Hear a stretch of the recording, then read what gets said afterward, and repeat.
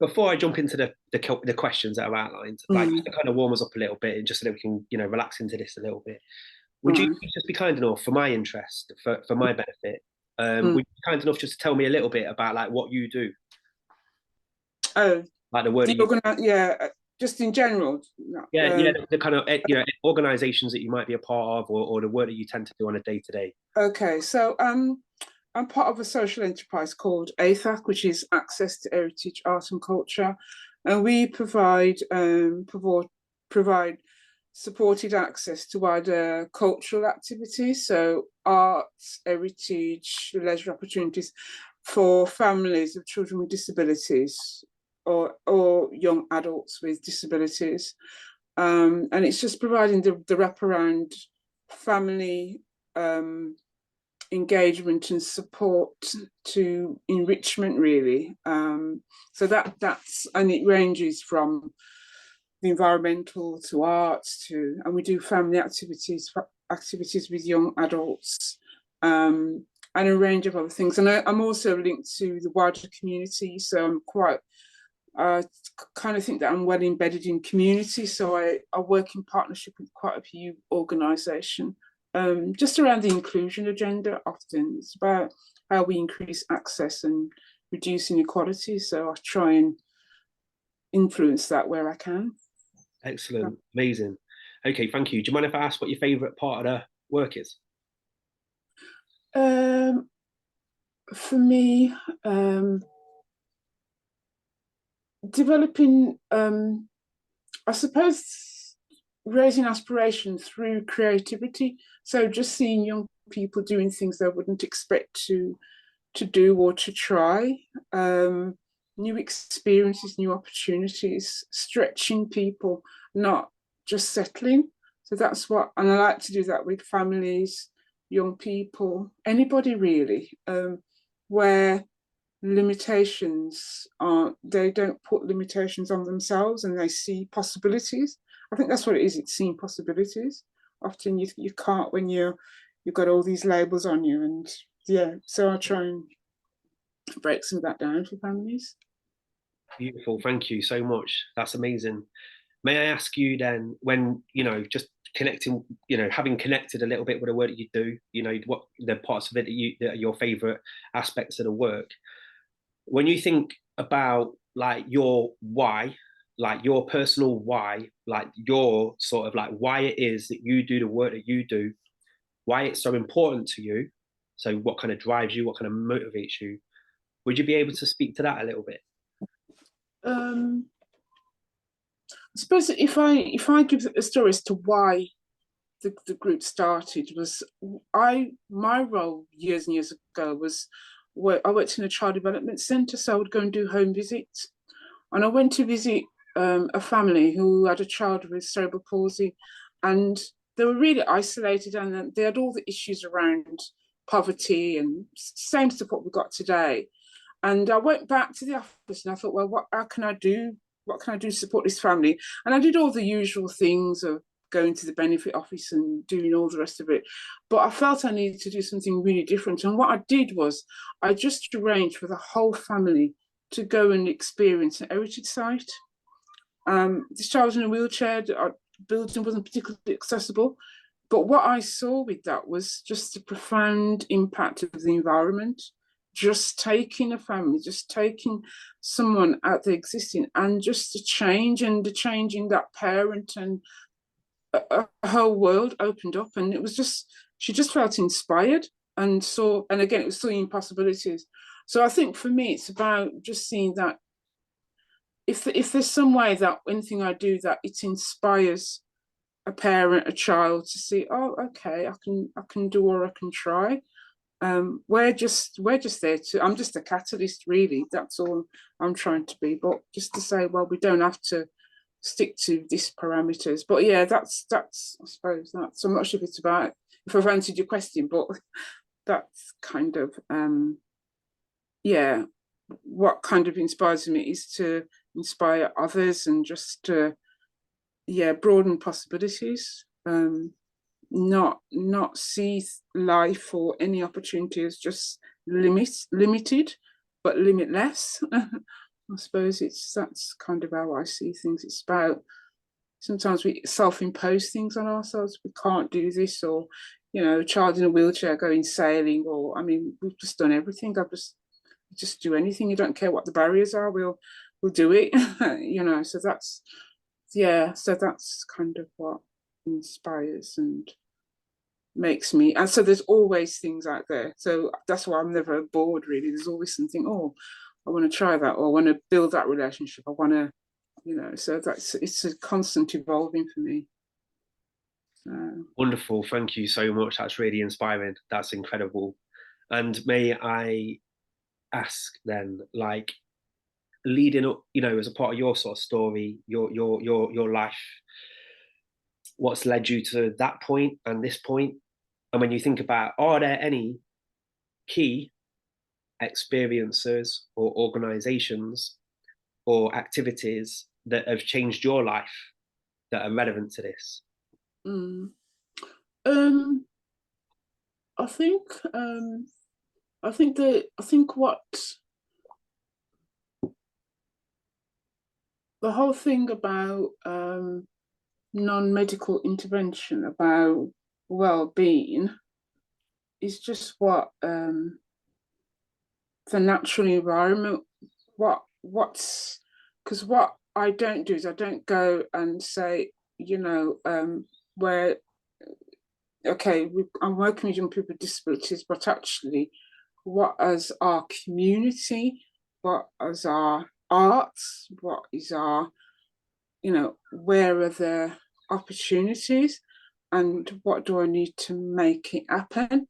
And building, so my relationships with things, people like the Rep Theatre or Symphony Hall or the university, these are all important things. And now is a really good time because a lot of these organisations want to work with communities. They have a role. They want to, and for me, I always want to see how I can open different doors for the groups that I'm supporting.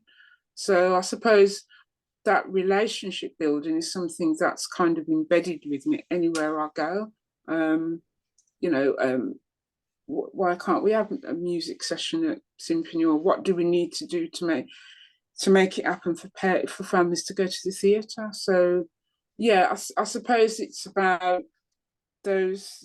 It's invaluable to have those partnerships, and they see what I'm about, see how we can work together to make things happen. And it's just that making stuff happen at whatever level, both locally and beyond as well. So yeah, it's about just building partnership where there's a benefit. So for me, if I'm going to a meeting, I'm really clear on what is it I'm trying to get out of this. How is it going to benefit the group, the families, whoever that I'm supporting or working with? I think that's and it's the same. I suppose it's as things change. I mean, I'm really up on looking at. I want to know what's going policy documents. I'm kind of a bit of a bit of a shadow on that because I like to look at what's going on with the integrated care system, what's happening with housing, what's happening, because it has a direct influence on me being knowledgeable when I'm going to a meeting. Oh, okay, so this is where this fits. So I'm not sure I'm answering your questions, but yeah, that's... You are absolutely answering the questions wonderfully. Like, I'm really grateful for this. It's really insightful. So, I would love to know, if you don't mind me asking this question, like, with all of your knowledge surrounding the context that you're working within, the different organisations, you're talking about the importance of different sort of partnerships, being connected to developments in policy, etc., and everything else that that's important around in the work. What are your hopes for the future when you think about what is important, that society, that communities need, and how you'd like to see things change? What are your hopes for the future? I'd like to see more inclusive opportunities, more opportunities for people to be part of their community, to access things on their doorstep like everybody else. to be able to, you know, whoever be able to go to an art group, and it's an art group and people can be inclusive. We still, I suppose I do it as well, we still have groups for this group and that group, and sometimes you do have to do that for certain groups, but it would be nice to know that you know, we can be inclusive of, you know, whoever. I can adapt. I want to learn. How can I make it comfortable for you? And that's what my ultimate aim is that we have more, you know, opportunities for inclusion. We've got older people on one end. We've got younger people. We tend to have groups in separate. You know, for instance, although I work in the area of disability, I can count on one hand if I've ever worked with a child or young person with a sensory impairment who's deaf, because they have their own community.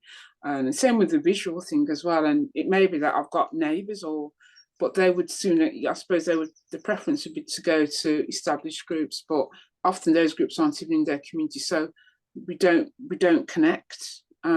So I think for me, it will always be kind of how we get more inclusion. You know, I think I do that on every level, really. Ethnicity, disability, so difference. Yeah.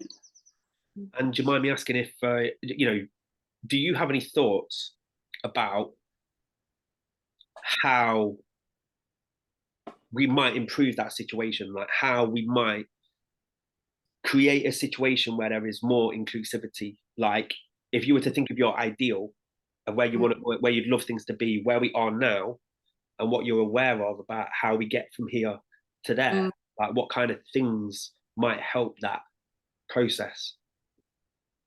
I think there's something about, and I'm trying to do it, is about how as groups we try and join up a little bit, or we work in partnership, or we share, or we start. It's going to be step by step, but you know, for instance, I'm really keen. I run stuff with young people weekly, and I'm constantly writing people in. I'm constantly embedded the young. If we need milk, they need to go to the shop and get it. They know the shop. They know the shopkeeper. I'm trying to work, and how I think we have to start embedded step by step, inviting groups who aren't familiar with people who learn disabilities, or to come in and just share a session or something like that. But I think it has to, and people have to feel confident, but I think it's about how groups start to grow together and sometimes try something a little bit different, because it's very normally typical groups, you have the tea and coffee morning for the same place, the same time, the same people. There's never, you know, and that cohort knows and they get embedded in that. But for me, it's about how do we then start to say, okay, half an hour or a meeting, or how can we start to bring in a little bit of just difference and just explain or explore or try something different. But I think we need, you know, a few groups just trying something a bit different, a bit more collaboration with different groups from different walks of life. I don't know. But yeah, I think it's going to be really, really tiny steps. But yeah, I think something like that, where it's just initially it's staff training, people get to know different people. But I think there's something about our current groups and our current activities. How do we take step by step to kind of just make a slight difference? Because we then learn so much from each other. You know, so yeah, I think that's my initial thoughts on that. That's really helpful. That's really insightful. Thank you so much for that. And finally, may I ask, why are you a community ambassador? It's quite interesting because I don't even, because I hear, because I feel that the space that I'm working in anyway, because it's all about creativity, I've seen the benefit of going to the allotment or doing art, and it does impact on well-being. So I had a passion for it anyway, and I thought it's something that I've been doing as part of what I'm doing anyway, because that was always my alternative. That's the group was set up after I did this thing with saw this family, and instead of doing I saw the benefits. It was about carers getting an opportunity to go, because we developed a whole, after the year, after when I came back, I actually came back and did a program where the parents would go, they'd go to an art museum, they'd go to do parks. And this was 20 years ago, where it wasn't really. Now people are kind of seeing the benefit. But for me, I just felt it's always been impactful on well-being. And for me, I'm not even sure. I mean, I champion it, but it's about sharing what I know works, because I feel that I'm doing it anyway. But it's about how it's the finer detail about how we get, you know, the link workers and all of this to work. But for me, the ethos, the underbedding ethos around social prescribing sits with what we do anyway. So that's really why I was interested. I actually did some of the training when it initially set up. So that was really how I got involved in social prescribing. But as I said to, I was saying to Sarah, I'm not even doing it because I want any, it's just because it's something, for me, it's part of what we do anyway. So even if I wasn't called an ambassador, I'm always kind of sharing the benefits of, you know, alternatives and things what I've done in the work that I've done. So I suppose it's just the fact that I feel it's part of what the ethos of how we deliver our services, because everything I'm doing, I'm trying to affect well-being for the children and participants within Athac. The ambassador role just gives that, it just means sometimes when you are sitting within meetings or, you know, working with other groups, to say, look, this is what it's actually, a lot of people are doing it, but they don't put it on under umbrella, but it's getting them to sit and kind of getting them to think about it in a wider, okay, you've got a small group here, there may be other patients or other people who would benefit from what you're offering. And it's kind of just how we extend it out and get people aware. I still think there's a long way to go, but yeah, for me, it's just the ethos of it. I think we do it. Excellent, Carol. Okay, so thank you so much for all of that. And may I just ask, is there anything else that you feel, you know, that would be important for you to say about anything at all that's been covered? Any sort of final parting thoughts? Anything important to you that you want to share? No, I just think I think when I look at Birmingham in terms of social prescribing, I still think I mean, we've got a platform now, we've got the website, but I think it's a journey, I think, with social prescribing, because you kind of want it to be in this kind of strategy, and but it's not set like that. So I think working within the context in the locality as to how it's developed is the best way forward, or else the frustration will always be there. But at least I think the step approach around utilising people like the NNSs, because that's the meeting I go to, that's where I can say, look, can we have this as an agenda item? Nothing may happen, but it's on the agenda every time. So yeah, so there's nothing more that I think I need to add. I thought the last meeting was quite useful, actually, because there is a lot of when I go into anywhere I go, and people just get so frustrated about social prescribing. So for me, the last meeting did help, because it's just like, okay, so it put a context to just how much, and maybe it's those small steps that we all need to do to feel that you're a bit more empowered to go back to our, you know, our community, say, well, we all sit in all these strategic groups. Maybe that's the place where it needs to start and sit before it evolves. So, but yeah, that's me. Thank you so much, Carol. I just want to express that I really respect and appreciate the work that you do, and everything that you just shared there. There's a lot of experience and there's a lot of wisdom there, and I find it a real privilege, actually, just like having the opportunity to ask these questions and to learn from people like yourself, because there is just so much knowledge and sort of experience and incredible work that's happening on the ground. So thank you for that. That was wonderful. That's exactly what, you know, That was just a ticket. So Okay. I'll bid you farewell. I'll be in touch. I'll keep you updated.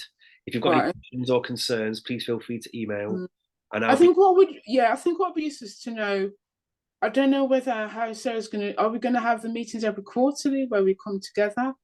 I don't know how going forwards the whole thing with the ambassador. How are we going to? Are we all going to meet still? I don't know how that's going to evolve.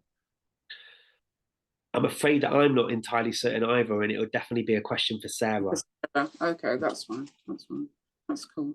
Okay. Okay then. Thanks, Okay, Carol. brilliant. I'm really Okay, grateful. Enjoy your yeah. day. Thank you. Take care then.